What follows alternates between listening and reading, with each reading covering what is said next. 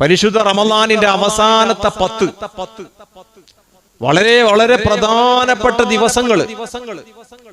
മാഷാ അല്ലാഹ്, അഷ്റഫുൽ ഖൽഖ് ത്വഹ റസൂലുള്ളാഹി സ്വല്ലല്ലാഹു അലൈഹി വസല്ലമ തങ്ങൾ അവസാനത്തെ രാപ്പകലുകളാകുമ്പോൾ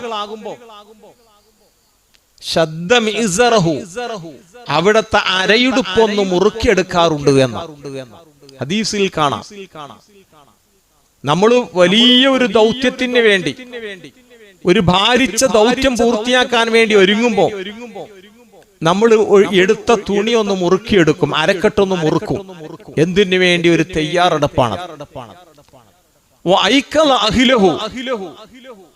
ഉറങ്ങിക്കിടക്കുന്ന കുടുംബങ്ങളെയും ഭാര്യമാരെയും മക്കളെയൊക്കെ മുത്തുനബി വിളിച്ചുണർത്തുമായിരുന്നു. അവിടുത്തെ രാത്രി മുഴുവനും റസൂലുള്ള ജീവിപ്പിക്കുമായിരുന്നു, ഉറങ്ങാതെ ഇബാദത്തിലും ദിക്റിലുമായി.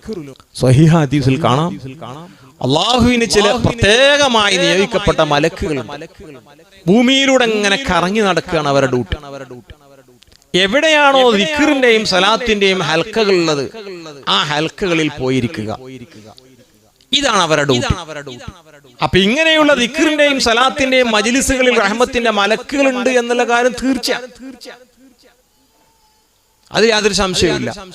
അത് ലൈലത്തുൽ ഖദ്ർ ആകാൻ സാധ്യതയുള്ള രാവ് കൂടെ ആണെങ്കിലോ അതങ്ങനെ തന്നെയാണ്. മഹാന്മാരൊക്കെ പറഞ്ഞത് കാണാം, വഖലിൽ തുആമക ലികൈ തുഹ്ലാ ബിഹി സഹറ.